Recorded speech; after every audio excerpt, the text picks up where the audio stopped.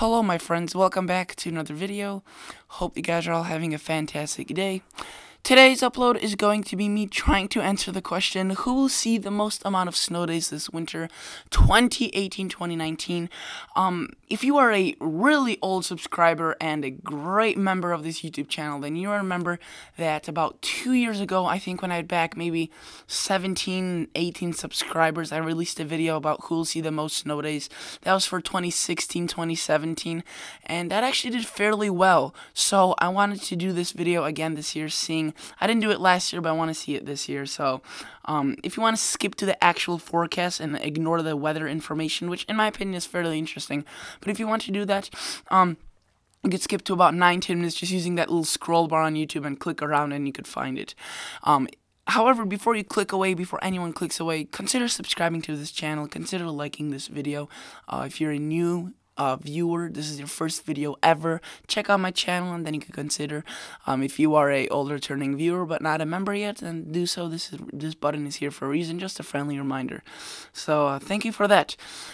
So the main four factors we'll be looking at is the Enso outlook, or Enso outlook, sorry, the analogs, average snow day snowfall map. So it basically shows us, according to this one map, how much snow is required in a certain state or county in order to qualify it as a snow day. I'll go the basis off of that, and other forecasts in terms of, I think, AccuWeather and the Farmer's Almanac. So again, these forecasts are very similar, very repetitive in nature, because I don't want to base my forecast off of different things, because then that wouldn't make it a actually good forecast. That would be all over the place. So I want to keep my main forecasting points basically the same, and I'll just talk you through this. So what we're looking at right now is the Enso outlook, or the Enso outlook, and you can see an Enso neutral is favored through August through October 18, and to be honest with you guys, we're not going to worry about that because most snow days don't occur in October or September or even August. Obviously, I know there was a big snowstorm I made a video about a couple of days ago that occurred, and that could have contributed to quite a bit of snow days. But again, I'll just encompass this into November and March just for the purposes of making this an easier, more reliable forecast. You can see El Niño is favored during the winter, so you can see this just basically shows us a graph of the November months extending from November all the way into March, and every month in between is most likely going to be an El Niño. And keep this in the back of your mind that they're not specifying what type of El Niño, because that does matter, and they're not specifying what strength of El Niño. So I'll show you what the strength of an El Niño will be and how that could impact our weather this year in a minute. So a typical El Niño pattern, if it was just a typical El Niño, strength was right around moderate. This was just a eastern-based El Niño, not a central-based. You can see this is what it typically happens: warm across the north, dry across the Midwest, wet and cool across the south. So yes, this would mean less snow days for the north. They would still see snow days for sure, except less compared to average, and the south may see more compared to average. Maybe not more than the north, but more compared to average. However, like I mentioned already, the strength of an El Niño is very, very important. So the majority of the models are predicting an El Niño. That's what it states right there. But as you can see by these three main averages, the blue, which is the CPC console, the DYN average, and a statistical average, you can see they all predict it under one degree anomaly in the plus. And an El Niño is anything that is 0.5 and above, and you can see as soon as it gets all the way up to like 2.5. So this is going to be a very weak El Niño if it really does develop, and again, we're seeing around a 70% chance of it developing, so they are pretty good. I don't think a neutral will happen at this point, but I do think at this point we could be looking at a weak to moderate El Niño. So if you're wondering what on earth does a weak to moderate El Niño mean versus just an El Niño, you can see the impacts are different. So the jet goes way up farther into Alaska, and it's still mild and drier across the northwest, wetter across the southwest, and cooler and wetter across the south. But this jet stream dips further down into the eastern Midwest and eastern northern part of the United States, and that allows for cooler air to get much farther into the United States versus an El Niño pattern, which is just like this. And you can see the jet stream only gets down into maybe the first 100 miles of the U.S. This thing could get downturns all the way down into the south, and with these two jet streams merging, the subtropical jet and the polar jet, these two can produce big storms, and when there's cold air available, lots of snow. And again, we are looking for lots of snow for this forecast, because snow equals snow day, or lots of snow equals snow day. So I was also talking about the type of El Nino. We could be seeing a Modokai El Nino, versus we could be seeing a Modoki El Nino, which is even different from this or this. So there's 3 different variations, but I would be most confident in this one happening. At this point, you could see this is what a regular El Nino is, what I was talking about, eastern-based, because the warm waters are eastern-based in the Pacific Ocean. And then, during an El Nino Modoki, which is central-based El Nino, where the waters are centrally based, and you can see that the warm waters are centrally based in the Pacific Ocean, and there's some cooler water on each side. So, it would kind of imply that we need to look at our sea surface temperatures currently. So our current sea surface temperatures, you could see, are somewhere in between. It isn't really a eastern based, but it isn't really a central based either, because there's no cooler water on this side and there's not much cooler water on this side. So it's somewhere in between. And if we were to assume at this point an El Nino happening versus an El Nino Modoki, we might as well assume the other way around. So you could see during an El Nino Modoki, there are warm waters by the east coast and cold water south of Greenland. We are seeing that right now. Warm waters off the east coast, cold waters off Greenland. If you look at smaller bodies of water like Hudson Bay and James Bay, it is cooler than average. And right now we're seeing cooler than average conditions.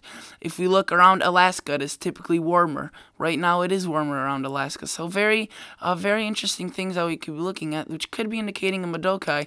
But again, I wouldn't be too confident on this either. So we're somewhere between the 33% chance of each of these happening, with a slighter, maybe higher chance for this weak to moderate El Nino happening. So, if you're wondering what the El Nino Modoki, if it does form, if this, this thing, what this thing is, you may not even know what it is. If that thing, assembles and actually formalizes, well, you could see that during an El Nino Modoki, it is typically wetter and more precip falls, wetter and snowier with the cold air across the southeastern United States, across the northeastern, and across the midwestern states, and then it's drier across the west, and it's kind of the opposite during an El Nino. So even though they have very similar names, El Nino versus El Nino Modoki, there are some subtle differences. So right now I would like to look at the temperature anomalies which come with either the El Nino, the El Nino Modoki, or the weak to moderate El Nino. And this is, right now, what we're looking at is the weak to moderate El Nino. And the weak to moderate El Nino is basically, you could see warm waters across, warm temperatures across the west, and it is cooler across the eastern chunk of the United States, with some spots being a bit below average, but nothing too drastic, you could see. These are a bunch of weak to moderate El Nino years. Now we look at El Nino, you could see the difference is pretty big, actually. We see warm across the north and a little bit cooler across the south, but mainly just around average. And now if we were to look at the El Nino Modoki, it is probably the most aggressive in being below average, and fairly aggressive in parts of the northern United States for being above average. So this would definitely bring the most cool and most snow to the southeast, the Modoki. But I think even if the Modoki doesn't form, the southeast this year should be fairly well set up for some large snowfall events. I think that the southeast, if you live, say, in Mississippi, Alabama, Georgia, South Carolina, North Carolina, I think you could all see big storms like those ones we saw, I think, January 2015. If I'm not wrong, there was a huge one. I think we could definitely see something like that this year happening again. So I'm just saying that could happen. And let's see if that's remember these words that I'm saying right now, and when the season's over, remind me or tell me that I was right, if I was, obviously.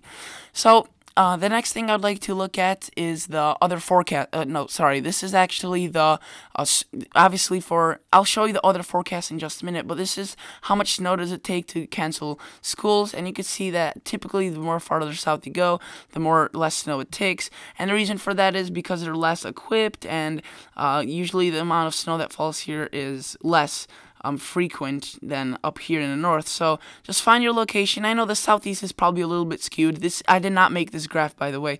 This was made by someone else, and you could see that I wouldn't say 1 inch in Tennessee or any snow in Tennessee qualifies for snow day. I would probably bring this down further here, but we'll just need to see what happens. I mean, we'll just need to take with what we have. And just find your location and choose your spot, and there you go.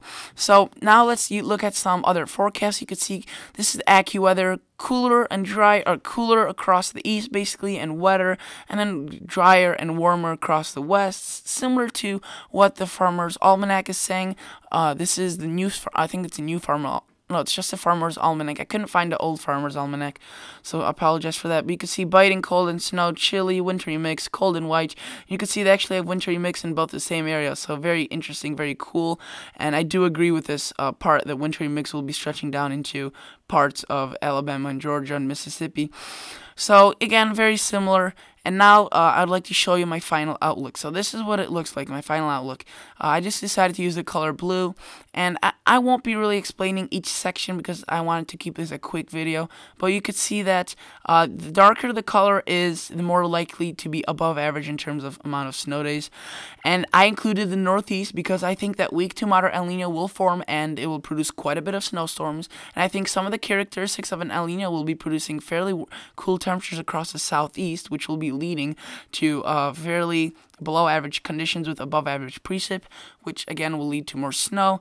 And as we move further and further towards the northwest, the chances of the snow days are rather compared to average are rather being lessened. And once you get into these last two light shades, I think it's actually below average. You'll see less snow days than average in these locations. This is probably somewhere around average, this bluish, and anything darker than that is probably below average. And obviously, if you're looking at California, Las Vegas, Los Angeles, if you typically don't see snow and you typically don't see snow days, then this year you probably won't see snow days either.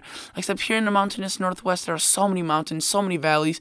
I could not really pinpoint each one out one by one, so I really wanted to make this I just wanted to make this uniform. And if you know you typically don't see snow in your location, then you probably know. You never really see snow in Los Angeles. You probably won't be seeing snow this year in Los Angeles. That's just kind of a disclaimer to make. So hope that you enjoyed. Hope you learned something new, and I'll catch you all guys in the next episode.